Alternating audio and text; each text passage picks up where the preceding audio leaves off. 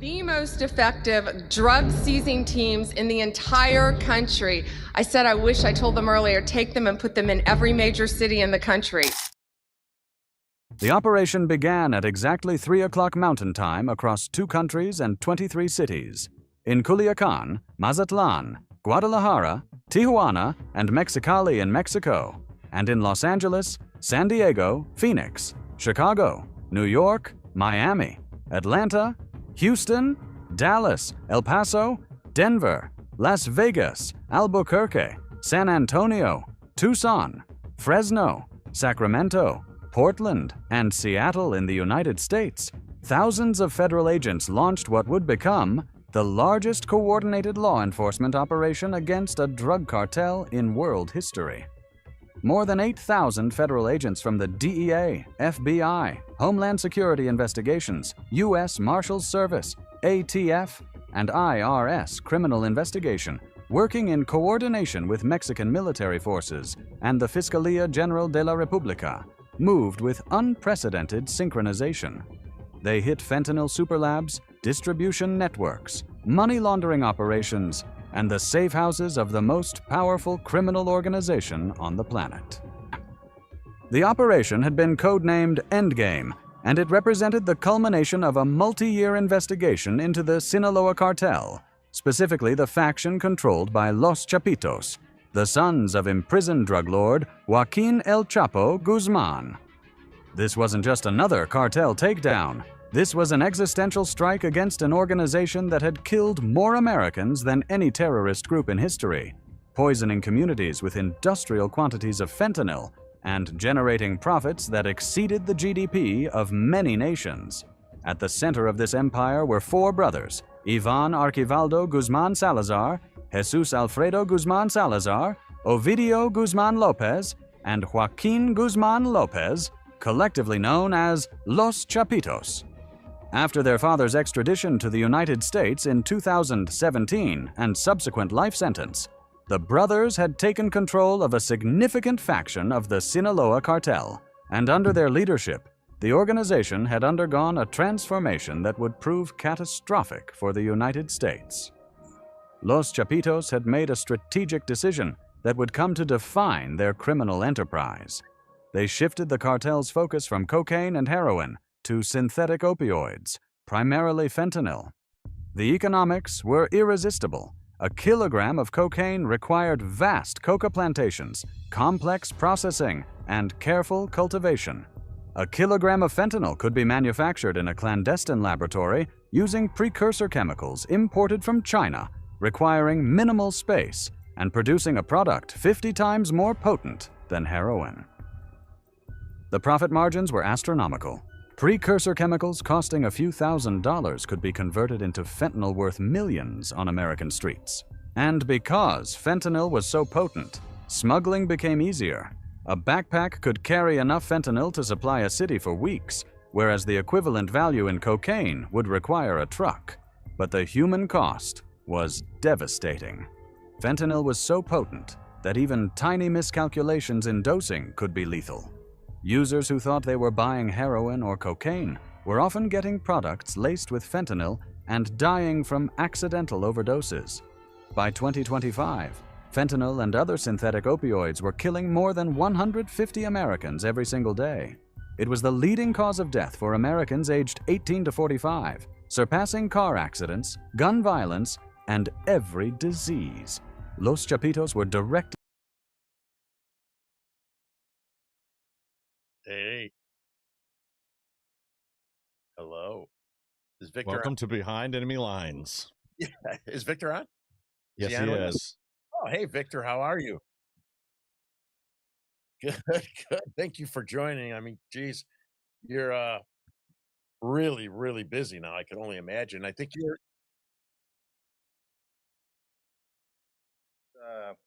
my boss, our new drug czar, Sarah Carter, was confirmed. They just kind of boom, you know.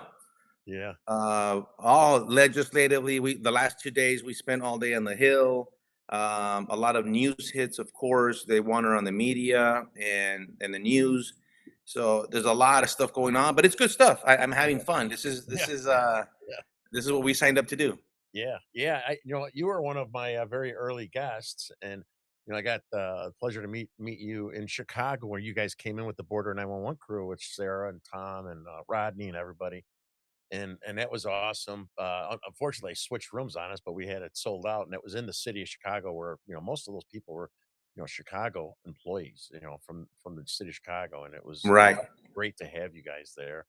And I think now more than ever, the support for you guys, for Trump, for ICE, regardless of what we see on TV, that's an absolute lie. So, we just let me read your bio. I just jumped right into this, so I'm sorry. I wanted to read, for the audience. All right, I got Okay. I got this beautiful, nice AI bio I made on you. Okay. Looking forward to hearing this. Victor Avila, a retired supervisory special agent with the U.S. Immigration and Customs Enforcement, ICE, Homeland Security Investigations, where he served for over a decade enforcing laws on the border control, narcotics trafficking, human trafficking, arms, smuggling, and counterterrorism. During his HSI tenure, he worked in the El Paso field office as an assistant attaché at the U.S. Embassy in Mexico, Spain, and Portugal, surviving a 2011 ambush by the Los Zetas cartel in Mexico that killed his partner, Special Agent Jamie Zapata, that left him with multiple gunshot wounds. He authored the book Agent Under Fire, A Murder and Manifesto, detailing his experience of the attack, government accountability issues, and proposals for border security reforms. Currently, Avila serves as the Assistant Director for the External and Legislative Affairs of the White House Office of National Drug Control Policy, Drug Czar, supporting national efforts against drug trafficking under the Trump administration. How was that? Pretty good. That's pretty good. That's where I'm at right now.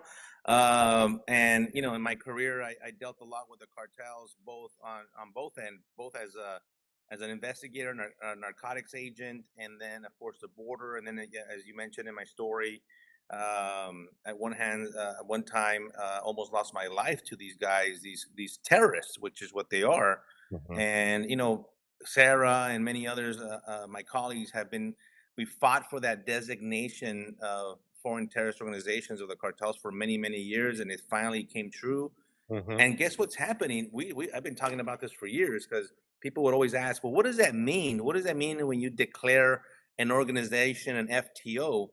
Mhm. Well, you're seeing it, and you develop right before our eyes. First of all, is the resources that it now allows the U.S. government to use, which the biggest one is the Department of War. Yes.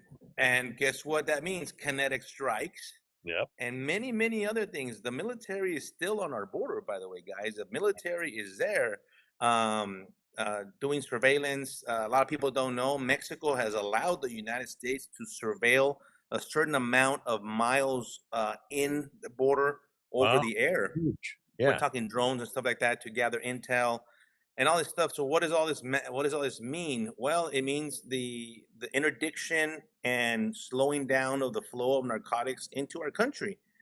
And then what happens? Well, it's not just drugs, it's human beings, it's every illicit activity, right?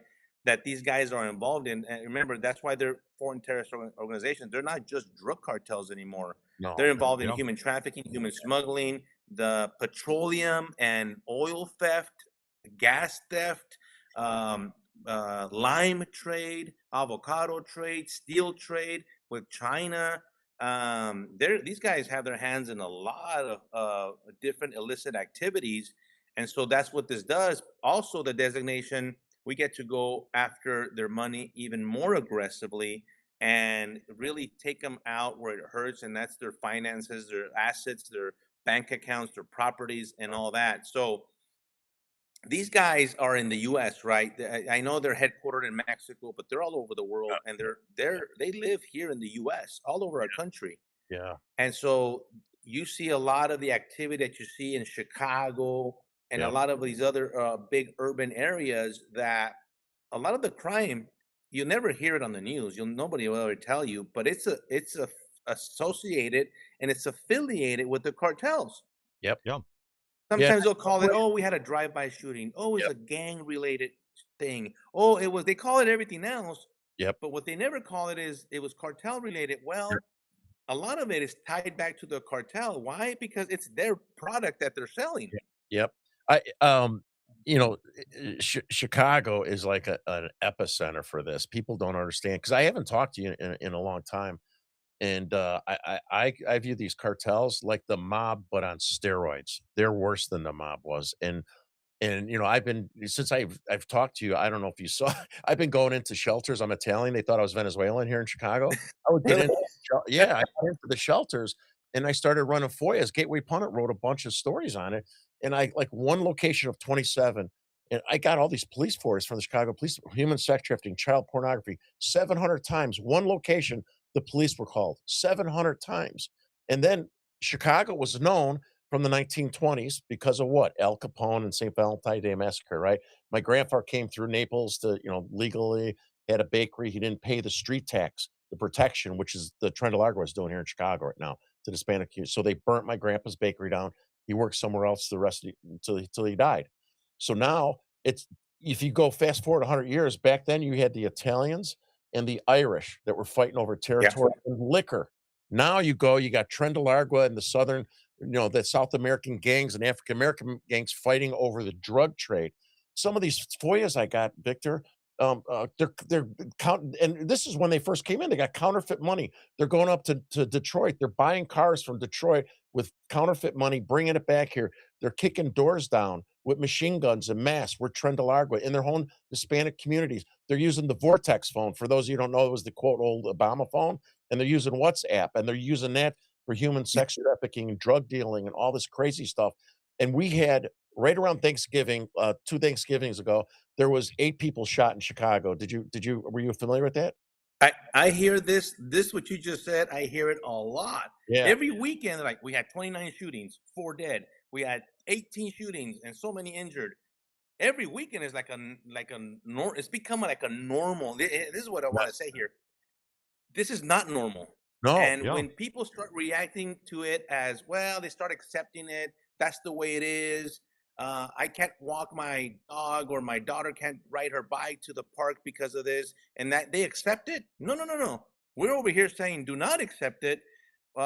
This is not normal. What's normal, I'll tell you what's normal, is not using drugs. Yeah. Most people in this country do not use drugs. Yeah. Most people in this country are law abiding. Yep. So we want to, and at ONDCP, we want to shift the focus on, hey, wait a minute, because we hear, right? We hear we're involved in this world, and it's always all negative, and, Yeah, yeah, and it's always drugs and the bad guys and illegal aliens and crime. And hey, this is really, if you think about it, that's a small percentage of the population, but they're so loud and they're so Dude. overtaking. They Yeah. overtake the media.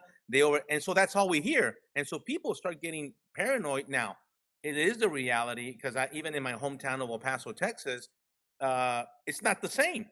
My own Yeah. parents and family members tell me, Victor, it's not the same city than when you used to live here, man. There are places that we cannot go into anymore. And it has to do with a combination of cartels, illegal immigration, Yeah. sanctuary cities, unfortunately, mostly blue cities that are not enforcing the law, or the police are out there. I'm not going to say anything new here, arresting people and the revolving door of releasing them. No, the lack of prosecutions, my goodness. Yeah. People are not getting, they're not being held accountable, so they get arrested. Who cares? They're going to be released in a couple of hours. They don't care. They're not going to jail for a long period of time. They're not throwing the book at them, in other words, Yeah. like we used to in the Yep. past. Yep. And both of it, by the way, that happens both at the state and federal level. Oh, really? Yeah. At the federal level too. Wow. So this point I wanted to make about, Al Capone, St. Valentine Day Massacre. There were 7 people shot St. Valentine's Day, right? So I saw the news that day, 8 people shot in a gang style, 4 women, 4 men. I right away posted on X. I go, this has got to be Trendelargua. This is it's in between 2 shelters. I have friends that were Chicago cops. They told me it was Trendelargua and it was a revenge murder for something from Venezuela. There you Not go. only, not only like 6 days later, Cicero, which is ironic. That's where Al Capone, Cicero, Illinois, he was shot in the back, a police officer. That never happens. Then on Sunday at noon, two women and 2 men shot in the car, and they were all Trendelargua. And so, if you think of that span of a week, and you go back 100 years, Chicago was known for 7 people being shot. We had in 1 week, That should be a big deal. A police officer shot in the back, 8 shot here, 4 there, and it's But nobody heard about it, Terry. Yeah. Nobody knew. Yeah. yeah. Nobody knows. I mean, they really hushed this from the media, and it doesn't get out. It might be reported on the local news, but the people they already heard it over and over. They know. But people outside of Chicago, we understand. In my world, I understand because we know what's going on in Chicago. But the regular person doesn't know because they're not hearing it regularly. They're not being reported. Yeah. One thing that you reminded me of is like mass shootings. You know, when there's a mass shooting in the U.S., it makes not only national news, it makes international news. And the whole world is like, look at the United States and guns and all that, right? Have you heard about the mass shootings that happen in Mexico? Yeah, Almost no, once a they're- week. they're so Almost common. once a Rarely. week. Yeah, they're so common. I never hear Yeah. about it in our news, but Yeah. they No, I have mean- mass shootings in Mexico more than you can count of, and I'm talking about 4, 5, 8, 10, 12 people at once, Mhm. and nobody hears about it. No, they get basically zero attention. They're always cartel related. But to your point, our media here does not want to report on these incidents.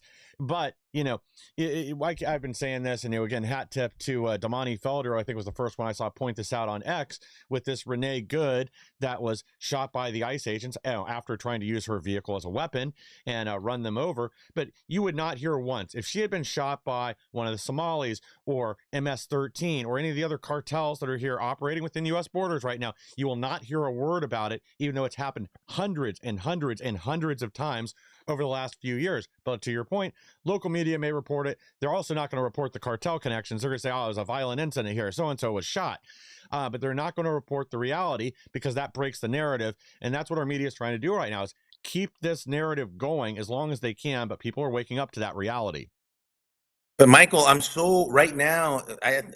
We're living in some kind of upside down and backwards world with Exactly. the media, with Chicago, Minneapolis. I sit back and I think, especially when the news broke about this shooting with the ICE agent, and I got a lot of calls for the media. I couldn't do a lot of them because I have a new position here with the drug czar. I can't really comment a lot on the immigration side. This podcast is a little bit different. I could comment a little bit more, but we are. What are we doing? What are the people are fighting and defending the wrong issue? They're against the police. Yeah. I mean, they're against law and order. Have you seen the reports of the people that have actually been arrested? The illegal aliens in Minneapolis. These are bad hombres, man. These Oh, I are know. bad people. Yeah, and you know what? Another thing that I remember when Tom was saying, "Hey, you know what? You guys, you Sanctuary City, Chicago, make it easy. I could send one agent with head and handcuffs to Cook County Jail. Pick that guy up, safe for him, safe for us." But no, what you're doing is you're letting him go. He goes into the Hispanic community, the people that you don't want to be deported, even if they should for not breaking laws. I got to get that guy. I put my guy at risk. I put the defender at risk. I put the people at risk. And another thing that no one's really talking about is it's not just the cost of what we had to bring these people here, to house them, all this other crazy crap, right? Costs us a fortune because of the Democrats. Now Tom and the ICE guys have to go out and pick them a little bit at a time, which is going to cost more than what it took to bring them here. And now because they're fighting back and pushing, I'm assuming you could answer this. That they send a little team out to go get a bad guy. Well, it's not no more sending a little team out. You got to send like 3 or 4 teams to protect the An team. army. Bad guy. So the labor of our ICE agents is going to be like a 3x because of what the Democrats are doing. Is that not true? Terry, and Terry, and on top of that, what's happening is that now all these people that are impeding, now that they're actually arresting the people and that are impeding, which is taking up the time of the Border Patrol and ICE agent that actually want to go get the illegal alien. Now they can't actually go get the illegal because they're actually arresting the people that are the U.S. citizens that are impeding them. And I was looking at the crowd, and you mentioned something right now that caught my attention. They go back, the Hispanic community, illegal aliens go back where? Back to the same Hispanic community. The Hispanic community, let me tell you, because I've traveled around the country talking to them, they hate this. Yes. The legal they're being Hispanic held community, they hate hostage. they're like, we don't want the criminal TDA guy right here next to me. We don't want the sex offender, the drug lord, the drug card. They don't want him. Mhm. And I don't see a lot of them protesting ICE. I mean, it's kind of a weird. These people that have come out of the woodworks protesting, and I'm going to share something with you because I just the last couple of days I got doxxed too, Oh, and really? Jeez. and I'm like, and I haven't even worked there. I'm retired already. Yeah. And they man, they flooded my social media and they called me every name in the book. And I really don't care about that. But Yeah. these keyboard warriors, then you have to start paying attention because you know what these people are capable of. Yeah. And so they don't care. They don't care if I'm retired. They don't care if they put a list. They have a website with your name, your information, and that sucks. That sucks for my family and I. You know, it's not a cool feeling. They want to make us feel afraid. The only thing that they're going to do is they're going to get arrested. They're going to be investigated. But this is where it has turned into that. First of all, the misinformation about first of all what an immigration agent is. Do you remember INS? We're old enough to Yeah. remember the Immigration and Naturalization Service. Yeah. Yeah. This is what ICE, Enforcement Removal Operations, ICE, ERO, that's who they are. Mm-hmm. It just happens to have a new name, but when the Department of Homeland Security was created, they're INS deportation officers, except we call them ICE officers. The other side is HSI special agents, and then the other side is Border Patrol. But and so all that confusion, people don't even know. They don't know who they are. They have absolutely no idea, or they don't even want to know their authority. Yeah. They say that an ICE agent can't question a U.S. citizen. Right, They're right. not like a police officer. I mean, oh, they're like, well, they can't pull me over and give you a ticket. No, nobody said that we could ever do that. Yeah. We enforce federal immigration laws, and an HSI special agent, I could give you a laundry list of what my credentials say of what I could investigate, and it's a lot, way a lot. And it says warrantless searches, and it says all these things and all these authorities that people are actually sometimes when they read into it, they're taken aback by the levels of authority that this agency has. So this nonsense about they don't have the authority, they can't take people out of cars. They're disappearing them, Yeah. they're kidnapping them. Yeah. My God, Yeah. this rhetoric is out of control. Another one Yeah. I like, you got masked leftists complaining about ICE agents who had to mask themselves because they're being threatened and doxxed in their families, but then they're wearing masks, complaining about the ICE agents wearing masks for a specific reason to protect their identities. Otherwise, you're going to go after them and their families. That's it. You guys caused that. That's it. I mean, I can't cover my face anymore, but I did way on early in my career. I had arrested a high profile case, and it was going to be, we do the perp walk, and then the news media was going to be there. And I put on my cover, man, and I tell you why, because the connection was very close to some of my family members Yeah. on the other side, and so the last thing I needed is for people to say, "Oh, that's the guy that arrested him." Oh, no, no, no, no. And Yeah. so I remember it kind of caused a stir in my office because I got called in by a special agent in charge. It's in El Paso. And they said, "Why'd you cover your face?" Because I really didn't ask anybody. I talked to a buddy. I said, "Listen, I'm going to cover my face." He says, "You do it, man. You got to do what you got to do to protect your identity." And I still have it. It's on the front. It was on the front page of the El Paso Times. And, they told me, and I justified why. I said, "Listen, I don't want to put myself and my family in danger just because of my identity, because they're gonna El Paso's a small town. I mean, not that small, it's almost 1 million people, but small enough to where people know who you are." And Yeah. and then they kind of said, "You know what? Good for you." And then everybody started doing it, and then they said, "Okay, enough of that." But Yeah. then now this is 20 years ago. Now fast Yeah. forward now, this is a very justifiable reason Big time. to Big cover time. your face. Yeah. Well, Yeah. and it was normal. I mean, I remember, 15 years ago when I lived in Florida, they used to call the drug traffic cops the dope boys, and they were always working with DEA. And every time they're on a raid, their faces were covered because a lot of them were undercover. They were inside these biker gangs and whatever else was there in Kissimmee, slinging rocks. And they don't want their people inside to be identified, and they want them to still be useful to bring down the other people in the organization. So covering your face was perfectly normal. That's what they did when they finally go hit somebody to bring them in. Pretending this is somehow new and somehow, I don't know, like a violation of our Constitution is insane. But that's part of the problem is these people are totally detached from reality right now. And I don't know what we do to bring them back, especially when you've got Tim Walz and Frey, and then this Moonbat district attorney in Chicago talking about, oh, we're suing the federal government. We're going to throw ICE out. This isn't how a functional society operates. You can't have people in these kind of positions, or this idiot sheriff that's over there in Philadelphia saying that federal officers can't arrest U.S. citizens. I mean, they know better than that. They are lying, and they are going to get other people killed if they believe them. Who was I don't know if it was the mayor or the governor of one of these, either Chicago or Minneapolis. I don't know which one said that they were going to arrest, that the police were going to arrest ICE agents. And I'm like, Todd Lyons, the ICE director, said, I want to see you try it. Yeah. You can't. You can't. As a matter of fact, It's a joke. the authority is the other way around. Yes, The supremacy clause that gives the ICE or the federal agent the authority to arrest a local municipal police officer that is impeding their investigations. Listen, I worked very closely with state and local all my career, and I owed a lot of time to them. We were on the same team.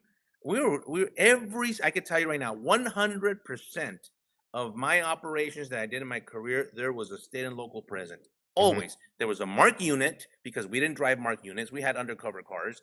Sure. So we need marked units. We need the locals to be there. And when we were driving at 4 or 5 in the morning to go do these raids, sometimes the police officers that didn't know that we're going a little bit fast, or we're going in a caravan, and they would come over and try to pull us over, and we just tell them, hey, we're in the middle. I'm suited up. We're going ready to. And they're like, oh, good to go. Like, hey, I got you. That cooperation. But here's the thing, and I mentioned this years ago, and you remember this, Terry. The shift somewhere happened where all of a sudden the mayors were dictating to the chiefs of police Yes. and to the sheriffs what they can and cannot enforce. Mm-hmm. Yep. And I don't remember the mayors ever going to a police academy. I don't remember the mayors or the governors having this type of training. And unfortunately, some of these police chiefs and some of these sheriffs fell into that trap, Politicized. Yeah. politicized, and went along with it. I mean, you saw, my friends were, a lot of them, my colleagues were texting me when who was it, the police officer that was standing right next to the mayor when he was ranting and raving about ICE and get the F out of my town. Yeah, he was standing to the left of him. Yeah, the minute. Yeah, I saw he was a big guy. And he even looks uncomfortable. Yeah. Because let me tell you, when you wear that badge and that gun, it's a service, it's a public service. And I'm like, people were saying, how is this guy not ashamed of himself? How is it that and I think sometimes he might not have the choice, because they have I don't want to use this term, but maybe bowed down too much to the elected official. Yes. But yes. the law is the law. Yeah. The law is the law. It doesn't matter who's in the White House. Yeah. It doesn't matter who is in the governor mansion, or who is the mayor or the county judge of that area. The law has never changed. Immigration law, by the way, let me tell you, is exactly the same. The Yeah. Immigration and Nationality Act that I have in my office is exactly the same for decades. No one has Yeah, included you're not it. opening it up. Yeah. It's the same law. And what's the other one that they say, Terry? Michael, coming into the country illegally is a civil offense. Yeah. Yes. Yes. They're just making things up. Like a They speeding- are. when because I don't know if you saw the Gateway Pundit story, because we haven't talked forever. I hosted Tom in Chicago last December, and we met at his hotel. He did other speaking engagements, but I had big Democrats and Chicago police officers meet with Tom in the hotel. Senior, Nice. say their names, right? Alderman Ray Lopez, he's on Fox all the time. I know him. I've seen him. Yeah, Ray's the only guy that came out and said I was there. And these guys, including my friend, it's a Hispanic pastor that I met. I took a story for Epoch Times, and they met with these in Little Village, a Hispanic area, and half the guys didn't speak English. There was like 25 pastors.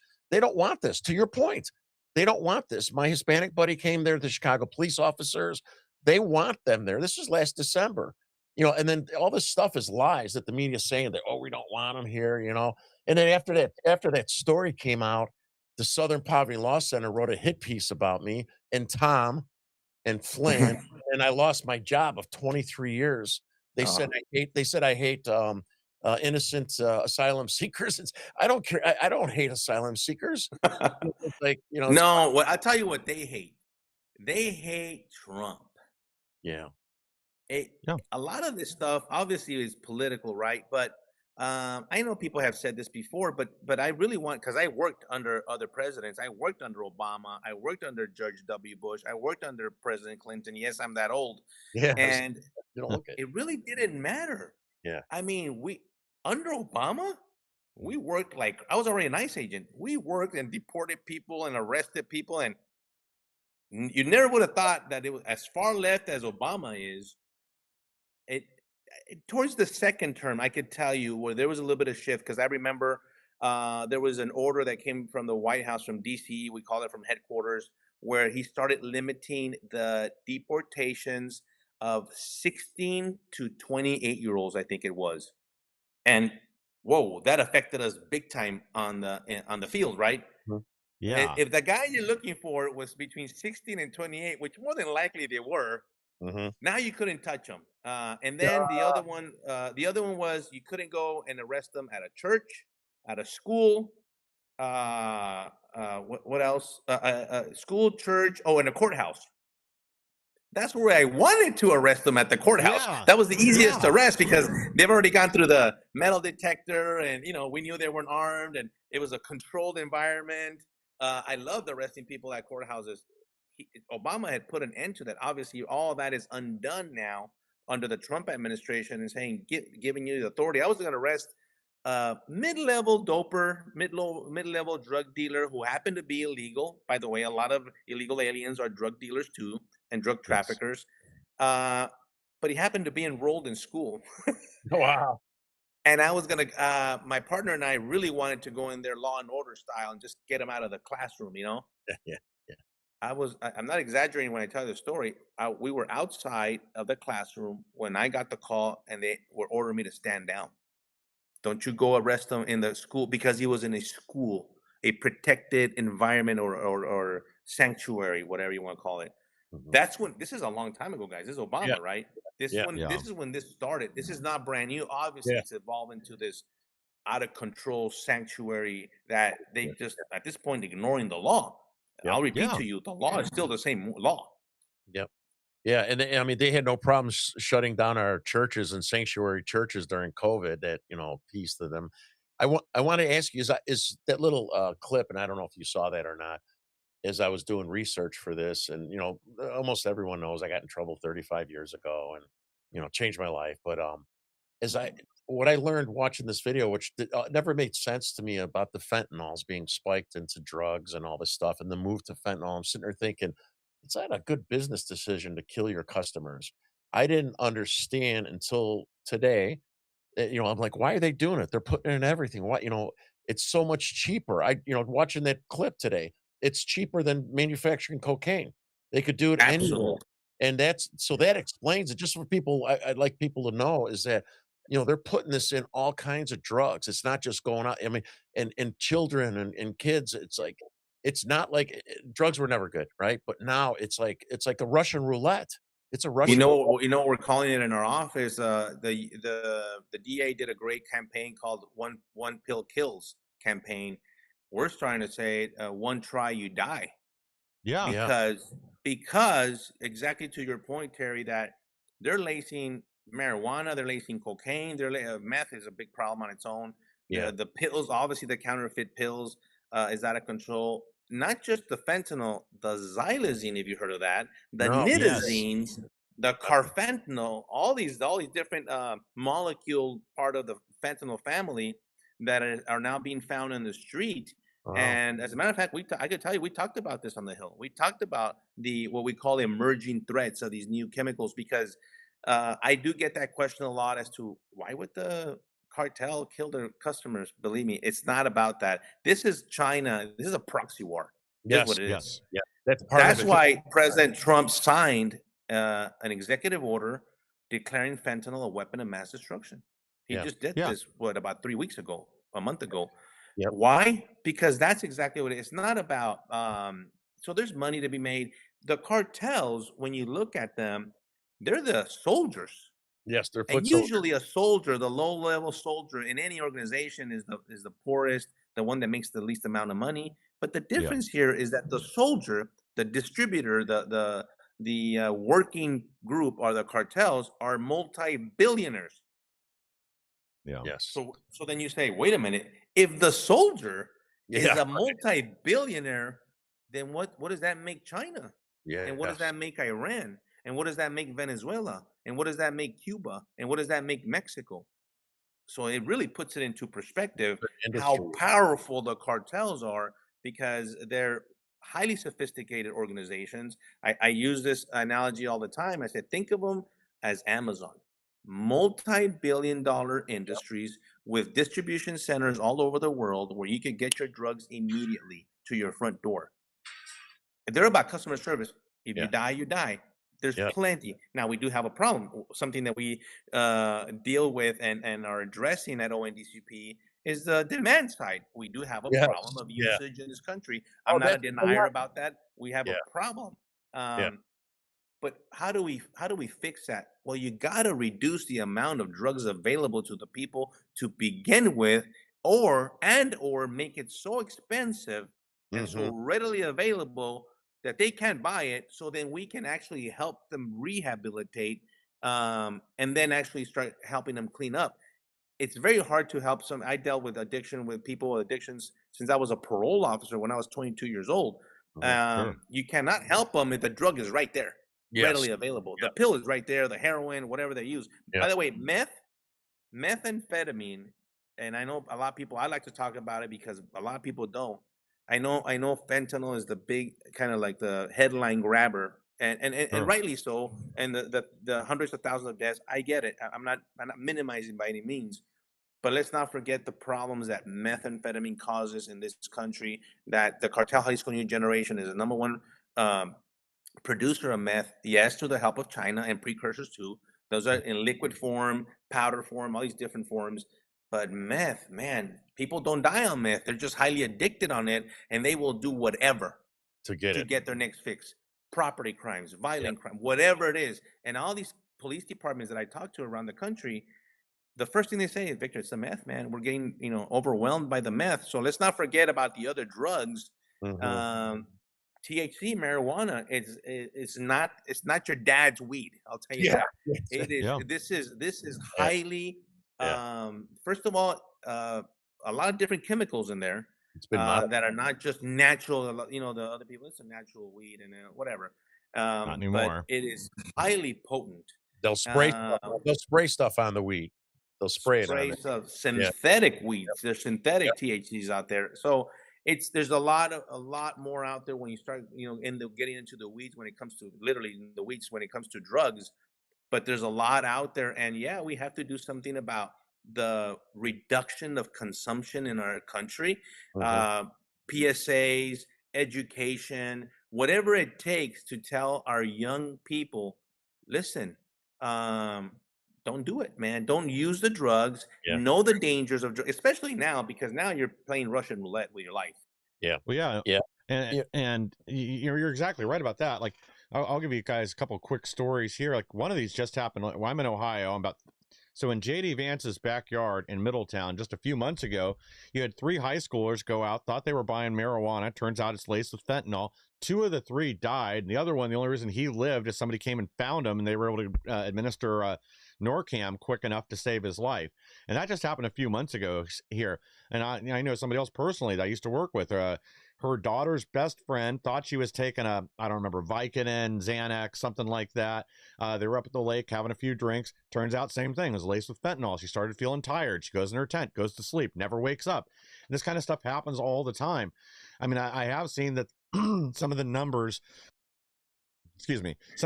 are starting to drop a little bit. I mean, I guess we've blown up enough Venezuelan boats to make Hunter Biden upset the price of his Cokes going up. But, to your point, we've got to make it unaffordable, and we've got to cut off the supply. And we also have to have a path for people that are first-time users. We're doing something here in Ohio, and they may still be doing it. I know other places have similar programs where when someone's busted the first times as a drug user, instead of hauling them off to the federal penitentiary for 2 years, they clean them up. They give them an opportunity to get back on their feet, put them in rehab, and then as long as they stay sober for 2 years, the crime falls off their record, so it doesn't affect employment or other things. But we've got to start looking at this problem differently and from multiple angles. We actually want to get it addressed and taken care of.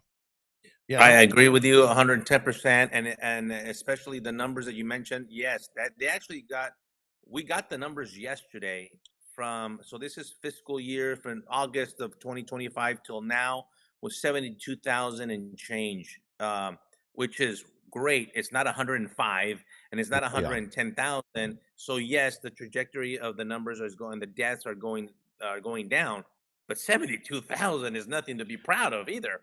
You yeah. Yeah. know, it's still 72,000. We're losing 22 students a week to Wow. poisoning. And we call them poisonings because a lot of the not everyone, and as a matter of fact, most of the people, there are, believe it or not, there are people that are addicted to fentanyl and want fentanyl. And Really? I'm not talking about I want people to understand there's the prescription drug fentanyl that is used in hospitals for anesthesia purposes and pain medication and all that.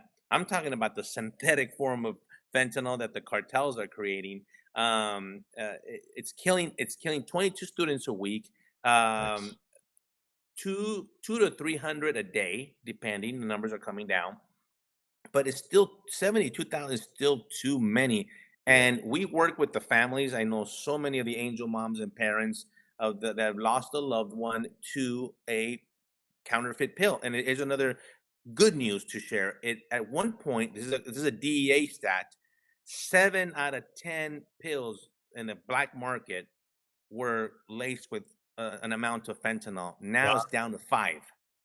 So how, So when you say it's down, right, from that number, what caused the number to go down? I mean, is it drug enforcement? I mean, it's still going out there, but it's down with the lacing of fentanyl. So what's doing that? Harry, we are literally in the last few days in the office last week. We're gathering all the information because we didn't know.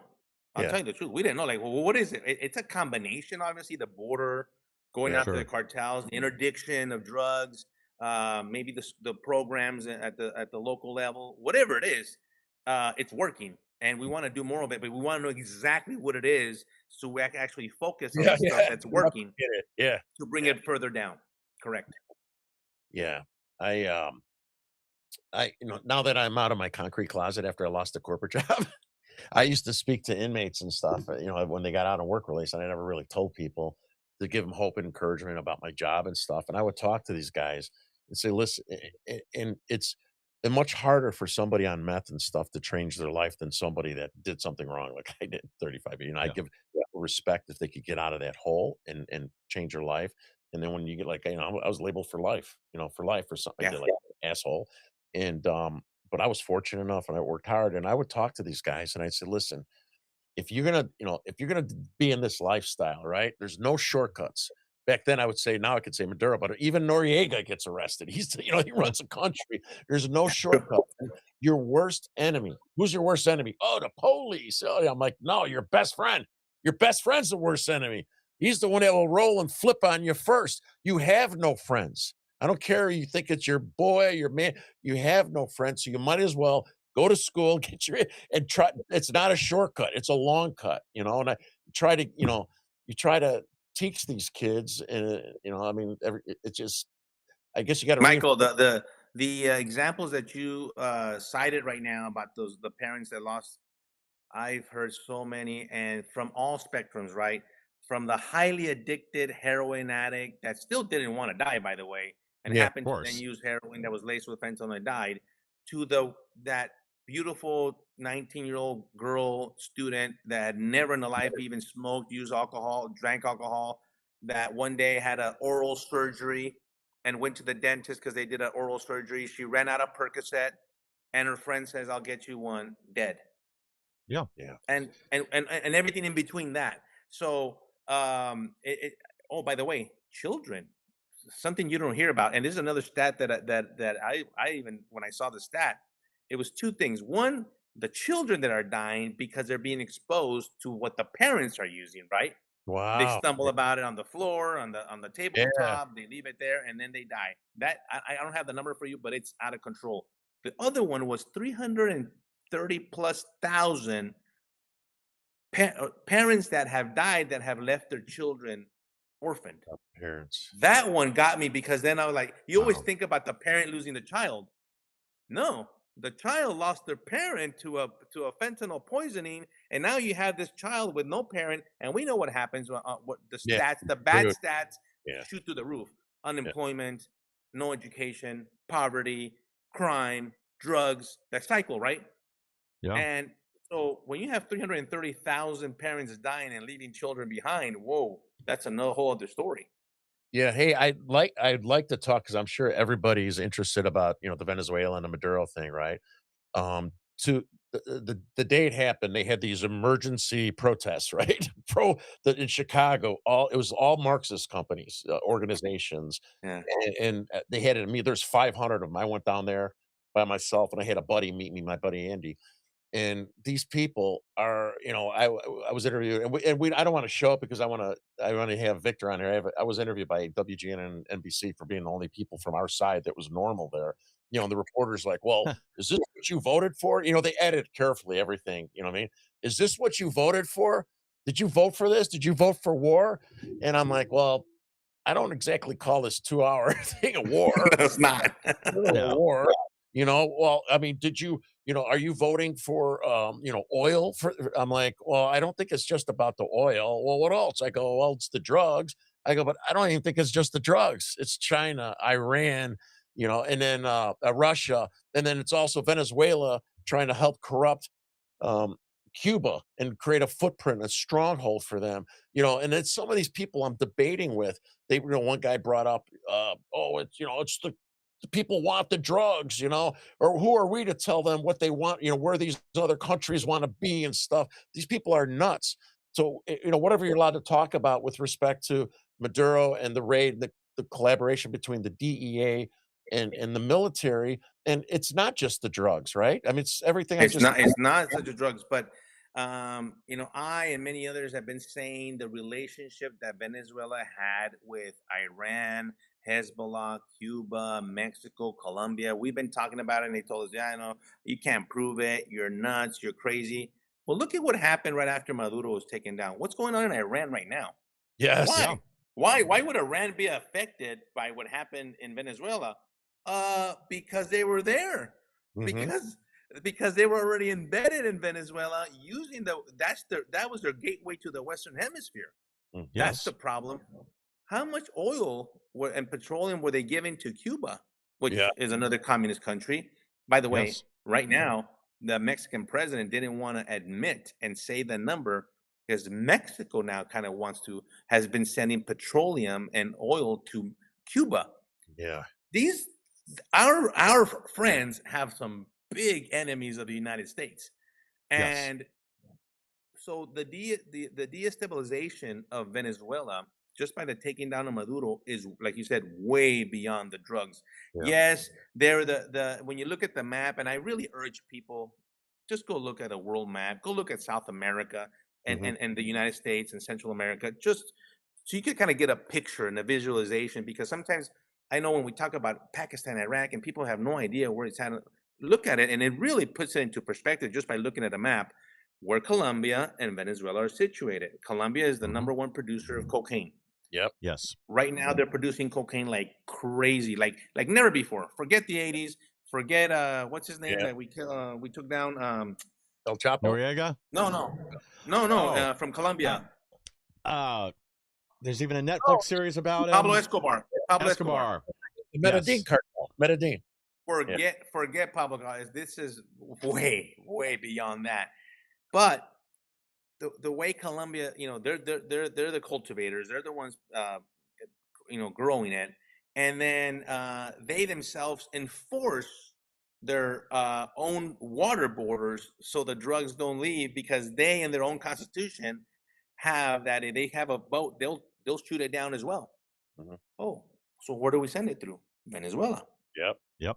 And so Venezuela, people are like, well, Venezuela doesn't produce cocaine. It doesn't matter yep, if us three are in a conspiracy to distribute narcotics. I'm the one that puts it in my truck or loads it in my truck. You're the one, Michael, that finances it, and you're Terry, the one that launders it. Cultivate. We're all going to jail. Yeah. It doesn't matter. We're all drug dealers. We're yes, all yep, drug traffickers. People think it's the guy that has to have a backpack of cocaine yeah, on their yeah, back. yeah, No, no. And so Venezuela is as guilty for being the facilitator of those drugs. So that's why when they say, well, these drug boats are leaving Venezuela, it wasn't Venezuela. No, they came to Colombia, but it's Venezuela that helped them out. Put Yep. it, Yeah, there's go still through their navigate distribution. tour. It's Yeah. still distribution. It's going to the Caribbean. And by the way, it's going on the Pacific side because it also goes to Europe. We Yep. know that. It goes to Yeah. Africa, Europe, and all. We get it. Okay. So, yeah, guilty as hell, right? Venezuela.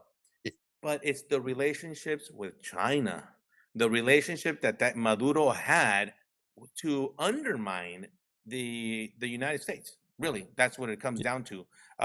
One way is in empowering themselves through the drug money, yes, and of course stealing the oil. Now, if you do a little bit of history research, we're the ones that built the infrastructure many years ago in Venezuela and never got much for it. They stole everybody's oil. They kept it for themselves, only gave it to their allies like Cuba and others. And so Russia, by the way, Yes. they're in there too. Yeah. So look at the connection of Eastern Europe, Middle East into our backyard. You've Our been enemy. hearing this. Our And enemy. I've been arguing this because of my history with Mexico, and I understand Mexico and Central America well. That we hadn't paid attention to this hemisphere in a long time. We're not 6,000 miles away like the Middle East. It is they can launch something our way and Yeah. hit us. That's Yeah. how close we are.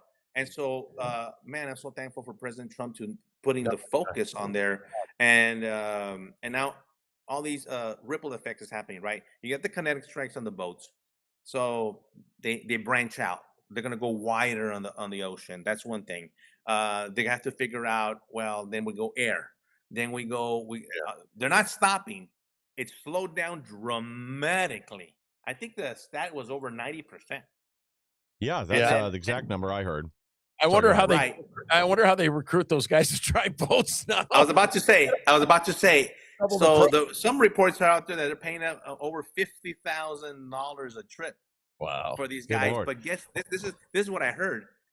Not all the drivers. Not it's kind of weird, but believe it or not, and I dealt with load drivers of all the types all my career, and there was the ones that had no clue that they loaded their vehicle or their whatever they're flying, whatever. And there's all the others that had 100% knowledge.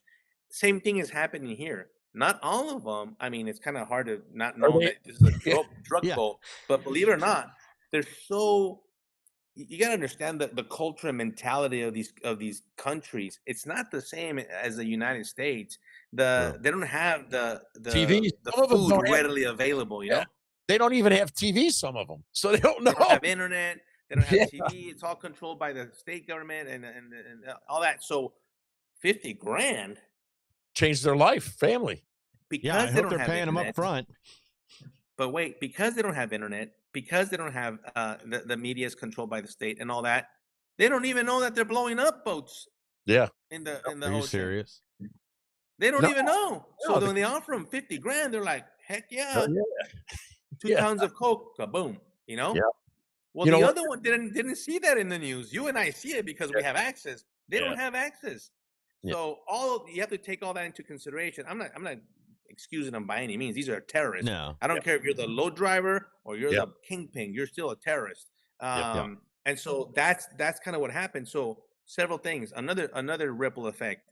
The price of cocaine in certain markets in the U.S. right now is at an all-time high. Good. What We is- want the drugs to be expensive. What We is it a want the kilo drugs now? to be readily available to what we talked about right now, reduce the consumption.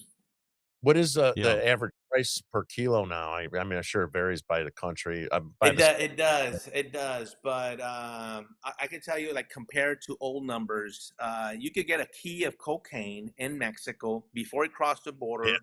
for about $13,000. Yeah. Wow. As soon as they crossed the border, 15 grand. Yeah. Yeah. New York, 40,000. Wow. That's big Wow. time. But these are old numbers. These are way old numbers that I just shared with you.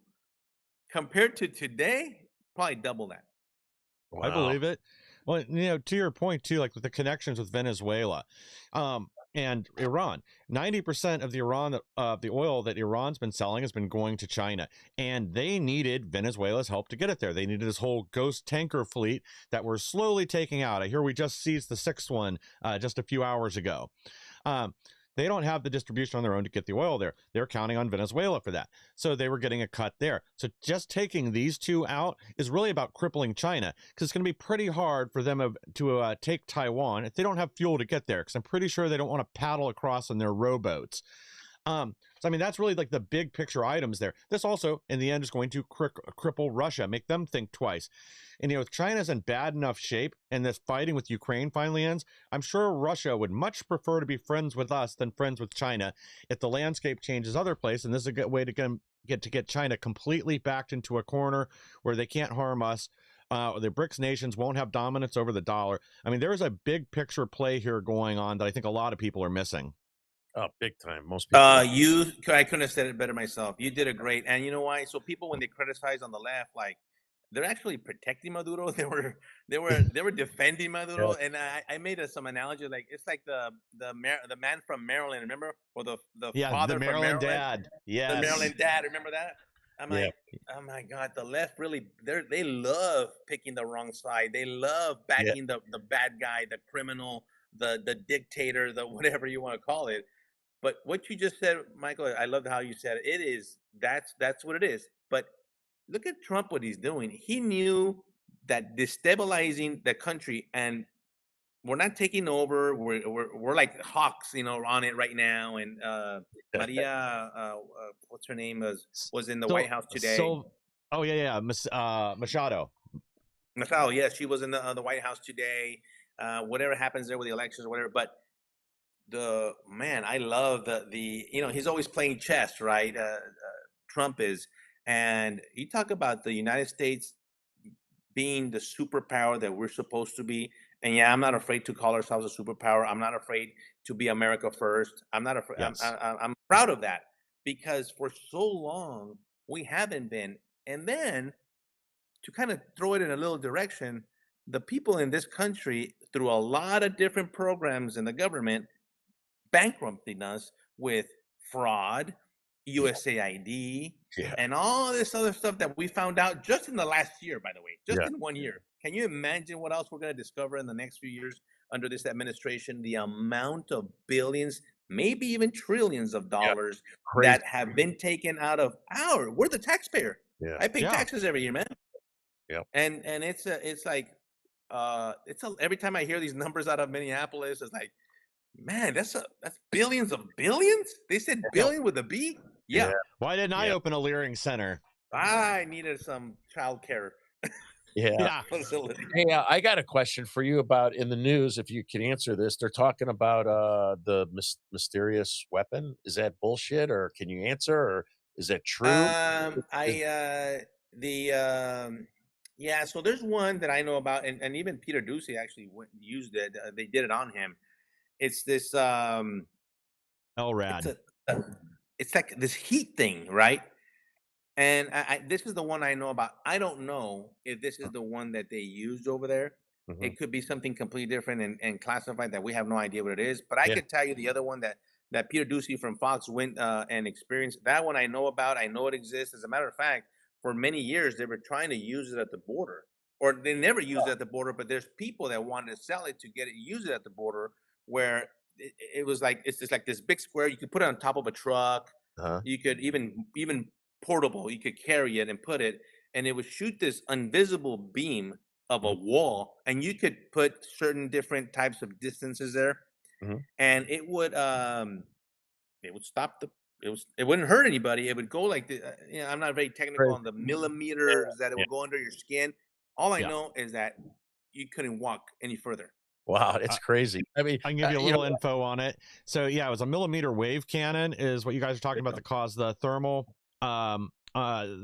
sensation, and only goes the distance of 3 sheets of paper, a fraction of a millimeter beneath your skin, and just causes a heating sensation.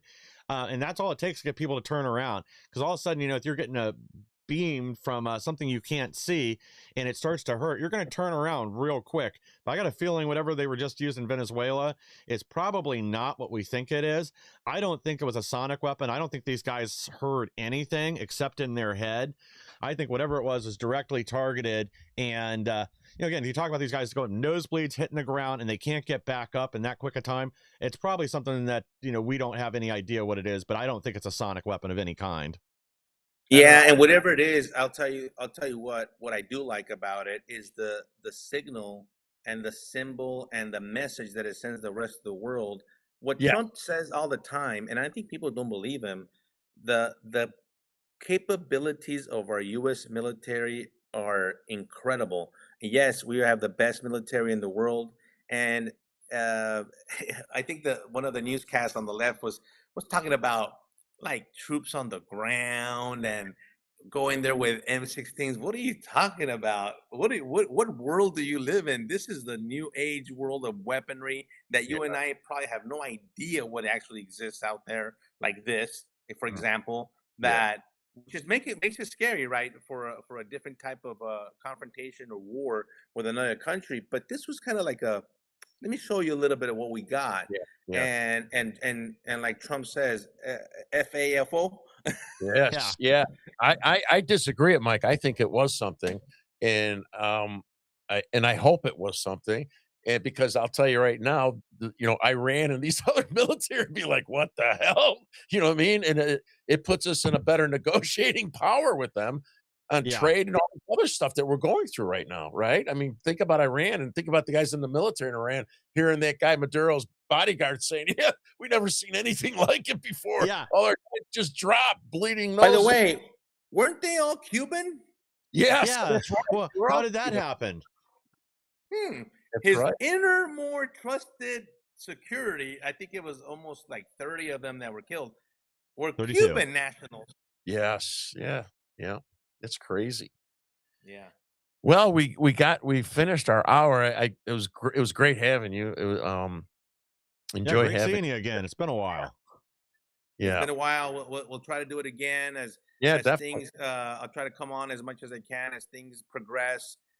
This year's going to be. I'll tell you what, it's going to be exciting because just so people know, the Office of National Drug Control Policy, what we do, because people are like, what does a drugstore do? Well, one of the most important things that we do is we already drafted it. It's ready. The National Drug Control Policy, the report. And this is not going to be a piece of paper like it's been treated before. This is a robust, aggressive president's national drug control policy. It'll be released next month. That has some incredible strategies, policies. That all these policies that we create here in our office, that trickles down to all 19 agencies that we help fund. And so it gives them the the tools, right? Basically, to these agencies to go out there and do what President Trump has asked them to do: stop the drugs from coming back into the country and help those that are already using them. By the way, let's not ignore that there's a lot of drugs already here in the U.S. You Yeah. can literally have no more drugs come right as you and I speak right now. Stop the drugs, but we will still have a little bit of issue of all the people using the drug because there's still a lot here, and so Yep. we got to clean that up. And that's a local issue. That's a state issue. That's the local communities. Of a lot of people sometimes think that, well, what do I do in the call the White House? No, call your city council, call your mayor, call your county commissioner, the person that represents your street. That's how you hold them accountable and start making a difference. Yeah. Hey, Well I got a said. quick little funny story before we started. I'm not going to say the guy's name. He's going to be watching tomorrow. He's busy, but the special agent on my case, I became friends with him over, like as I changed my, I mean, I would go and meet lunch, tell him what's going on and stuff, and was proud of myself. And so, obviously this is from the 80s, so he's retired. But I'm like, hey, I said, I got drugs are on, if you want to get back and get your job again, I could put in a word for you. I left He's him. like, hell no. I left him a Yeah, message. I'm retired. What are you talking about? So it's kind of funny. I became friends with him. It's weird, you know what I mean? And showed him how I, progressed, and he's a good guy. Well, I thank appreciate the time today, guys. I really appreciate it. I always appreciate the support as well, and maybe we'll come see you in Chicago soon. Yes, yes. Stay safe, and if you do, please let us know. We'll do, Yeah, man. You absolutely. guys take care. Thank you. You too. Thanks. Stay safe, Victor, especially since they doxed you. These people are animals. I'm on to it, our- man. Thank you. Well, thank you for being here. To our audience, thank you for joining us tonight.